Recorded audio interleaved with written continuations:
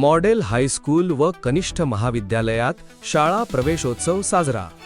आर्वी तालुक्यातील model high school व कनिष्ठ महाविद्यालय रोहणा येथे सत्र 2026-27च्या पहिल्या दिवशी आज शाळा प्रवेशोत्सव साजरा करण्यात आला।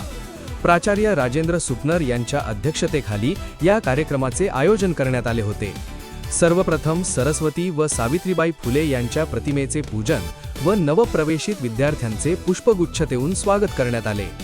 इयत्ता 5वीतील विद्यार्थी हे जिल्हा परिषद शाळेतून आणि विविध शाळेतून 4था वर्ग उत्तीर्ण होऊन मॉडेल हायस्कूलमध्ये त्यांचा पहिला दिवस होता। या विद्यार्थ्याला पहिल्या दिवशी मॉडेल हायस्कूल तर्फे शाळेचा ड्रेस, पुस्तके व वह्या, नोटबुक त्यांना देण्यात आले। शाळेमध्ये विद्यार्थ्यांना विविध सुविधा उपलब्ध करून देतात, सोबतच अभ्यासक्रमाच्या माध्यमातून उज्ज्वल यश मिळण्यासाठी प्रयत्न करतात।